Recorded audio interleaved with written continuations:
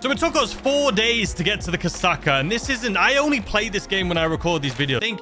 I would guess it's been about 10, 15 hours to get to this point, which is incredible. There's so many people that are like, how do you have so much money? I've only got like 200,000 in the bank. You're doing it wrong. It is so easy to make money in this game. What you just saw were clips from a very popular GTA YouTuber called Subscribe for Tacos. He's got about 150,000 subscribers, and he gets pretty good views on every video he posts. Now, I should point out right now, I'm not here to call out or create drama with this YouTuber. However, I do need to make this video and say that if it's taking you 10 to 15 hours to get your hands on a Kosatka, even at level 1, that is a ridiculously long amount of time, and you should be getting it within your first 4 to 6 hours of gameplay. And if you decide not to believe what I just said there, and you think that's impossible, well, this here's a clip from my Broke to Billion series just about a month ago when I started a new account and was able to get a $2.2 million agency within 4 hours of grinding.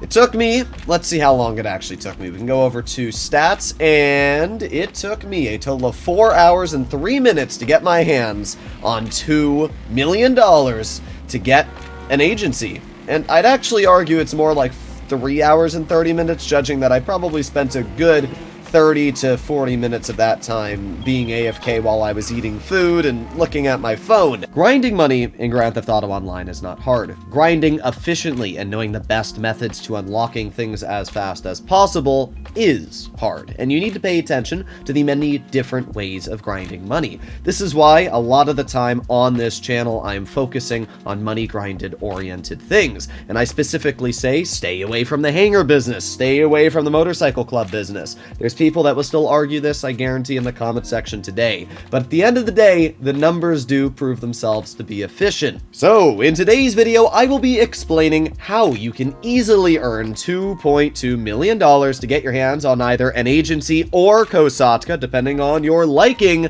within 4 hours of grinding.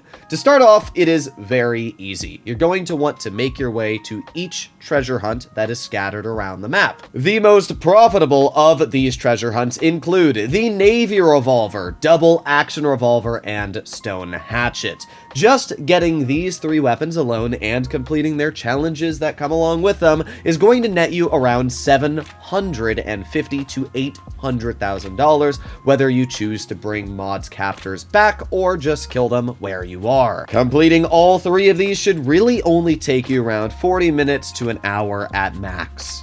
Then we sprinkle on some time trials. The best way to complete a time trial is to get your hands on a Body 801. There's 2 ways of doing this. The first way is very easy. Literally just buy one off of Southern San Andreas. I think the bike is like $15,000. It is dirt cheap, and you can never go wrong with it.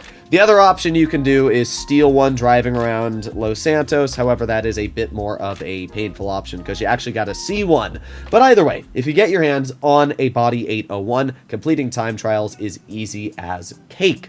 Once you complete that time trial, you are going to net an additional $100,000. Then make your way to the nearest junk time trial. Completing a junk energy time trial will pay you $50,000. Plus, unlike normal time trials, which reset weekly, you can do the junk energy time trial once a day, which is actually pretty nice. So just doing these 2 time trials is probably going to take you about 10 minutes. If we add that onto the treasure hunt, you're just around $1 million of total income.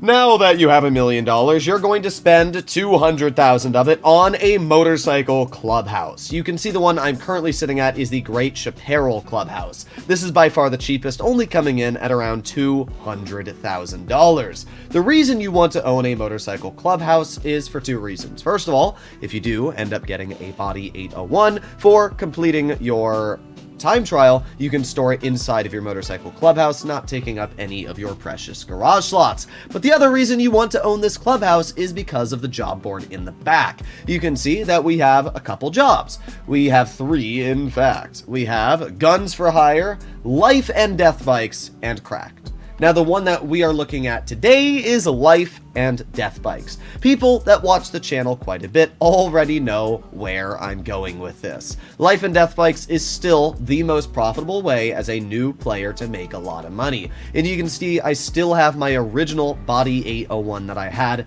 when I started my game. So life and death bikes is going to net you a pretty decent chunk of money hourly. And all we have to do is make our way 2.5 miles to Vinewood Hills. All right, and there we are. I actually crashed my motorcycle on my way here, but that is all fine. So the easiest way to do this mission is literally ignore all the guards. They're stupid, they won't see you, just run past all of them, keep going, and into the house. Congratulations, we just skipped the entire outside scene. Now, once you have made your way inside the house, you do want to pull out a weapon. Usually the best type of weapon to use is some sort of shotgun. We're going to use our assault shotgun, but you can really use any type and get the job done. Now we're just going to shoot all these guys here. There you go. Make sure to bring snacks when you do these missions. Your clubhouse should have some, and if they don't, you can always pick them up at like a nearest 24/7 or something like that.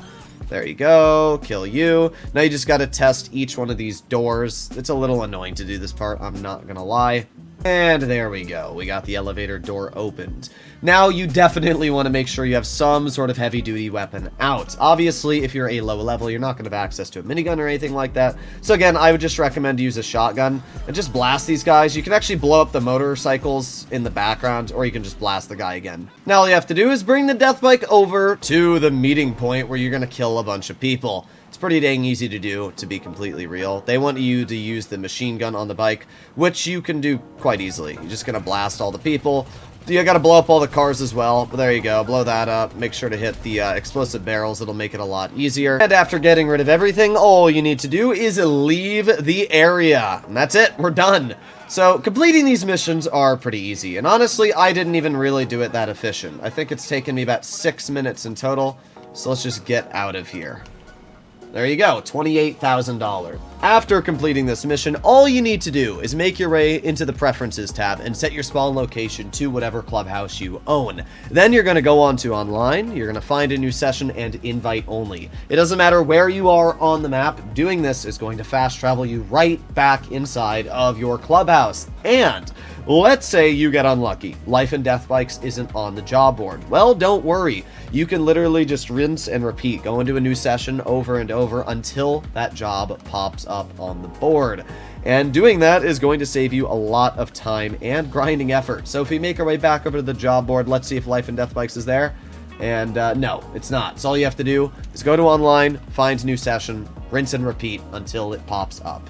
And there you go. As you can see, after the second reroll, we do have Life and Death Bikes. The best part is there is no cooldown, so you can just do this over and over and over. At the end of the day, these are really easy, fast, simple missions, and they're gonna get you to where you need to get. Like, obviously, if this was the only way that you'd be able to make money for the rest of GTA, it would be boring very quick.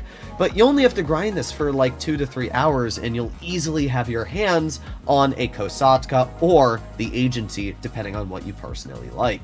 Purchasing a new copy of Grand Theft Auto Online always comes bundled with the Criminal Enterprise Starter Pack. In fact, I don't know a way on PC that you can buy Grand Theft Auto Online without the Criminal Enterprise Starter Pack. So you're always going to be gifted $500,000 the moment you load the game up. You're also going to be gifted that clubhouse for free, which means you really shouldn't have to spend any money, and getting your hands on a Kosatka should really only take you about 3 to 5 hours, depending on how fast you grind, how new you are to the game, and everything like that. But there's no way that it should take you 10 or 15 hours to get your hands on a property like that. So, as I said, I'm not calling out subscribe for tacos, but I'm definitely saying that there are much more efficient ways of making money, and if you're going to use this video as advice, please just do what I've said. Hopefully you enjoyed the video. I'll see you in the next one. Bye-bye.